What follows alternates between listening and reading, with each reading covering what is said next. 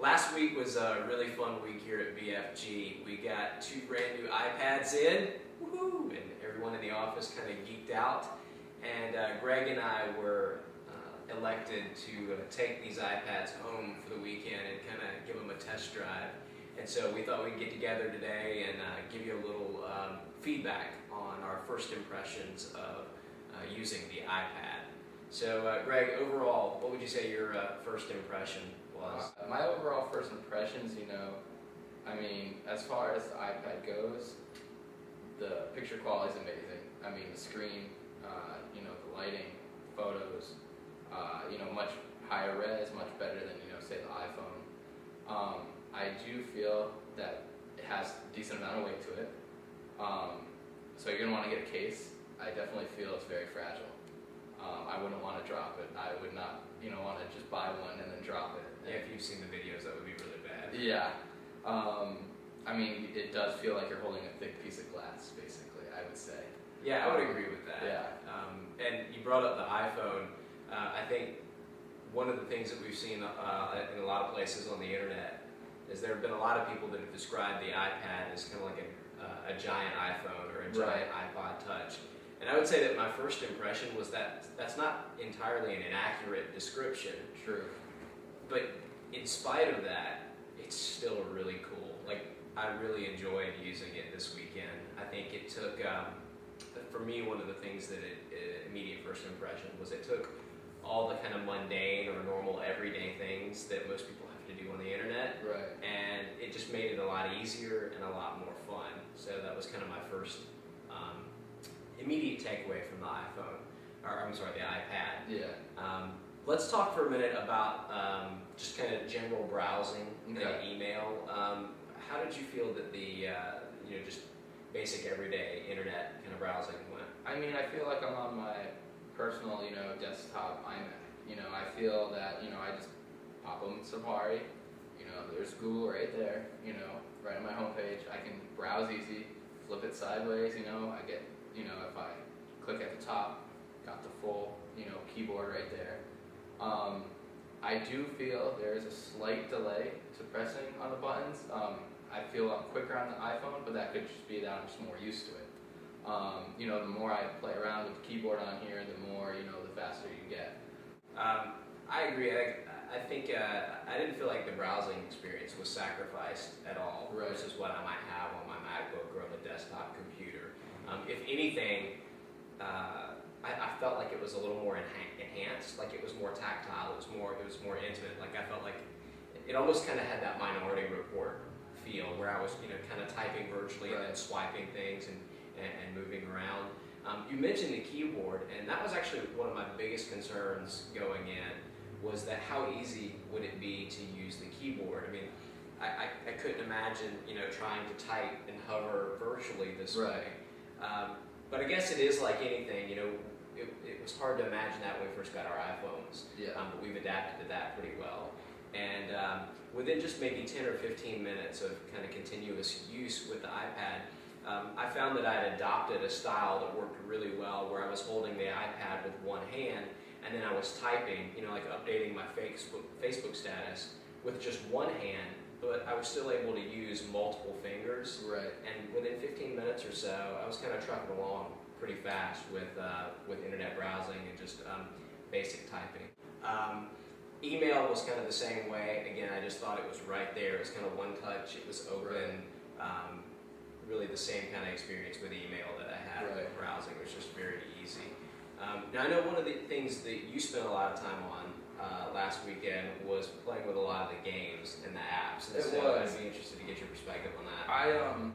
I think as far as games go, this thing is pretty limitless. There's so many ways as far as interactivity with ways that you can either with motion or touching that you can really create a lot of games. There's already a bunch of games already out there now, where you're moving things around or whatnot. And, it's a new way of gaming, almost like the Nintendo Wii, how that really just caught on, with motion and everything involved with that. So there's a chance to get more physically involved with a lot of your games. Right. In fact, I was even reading online today, there was some game that you can actually use an iPod Touch or an iPhone as a remote controller. Oh, So now this is almost becoming a screen for your game, and you're connecting wirelessly with another iPod or iPhone as your controller. So it wouldn't shock me if you're able to start playing games with your friends that have other iPads.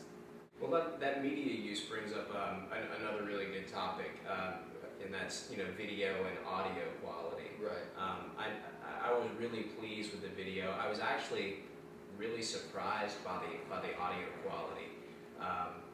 The first time I heard some decent movie clips on the iPad, I literally turned it to the side and went, "Are you serious? That sound's coming from those speakers?" I was really kind of impressed by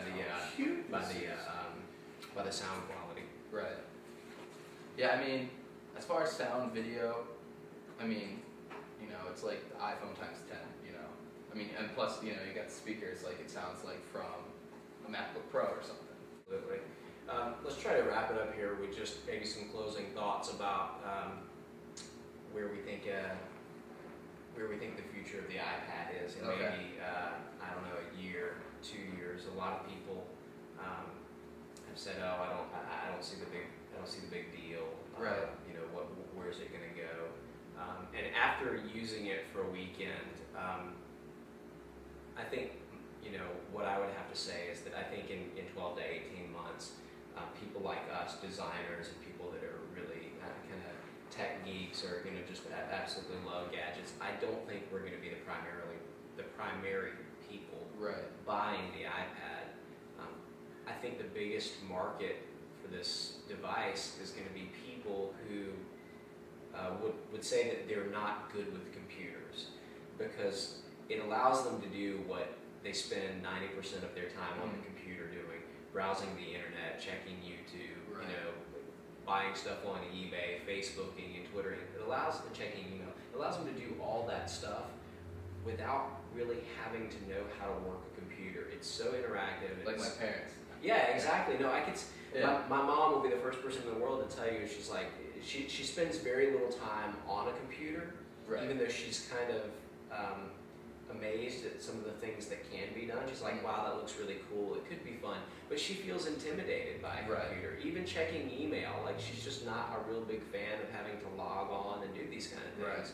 And so, after kind of the initial tech wave subsides, I really think there's a huge opportunity, just for the average consumer or the average, computer owner to have something like an iPad type device that really just, it gives them a simplified experience to be able to do all the things that they want to do without really having to utilize or kind of go through the pipeline of a computer to do those things. And I know, there are videos on YouTube where I think they now have some with the iPads, there was with the iPhones, where people would let their infants or 1 or 2 or 3-year-old childs, press the buttons.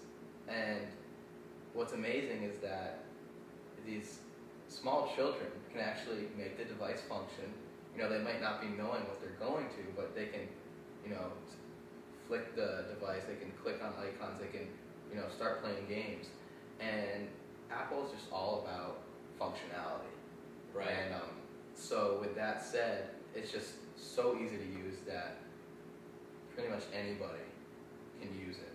I think for somebody who likes to read digital books, as we were talking about, maybe people that are a little intimidated by computers, or just people that want something to be able to toss around their couch where they can do multiple tasks like chatting with friends, checking email, going Facebook, playing games, reading. I think this is a perfect device for them.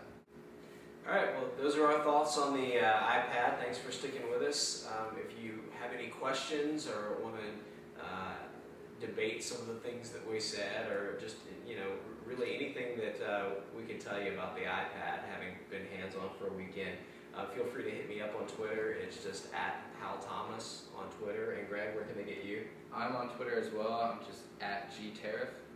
And, or you can stalk us on Facebook, one or the other. So either way. Thanks a lot. All right, thank you.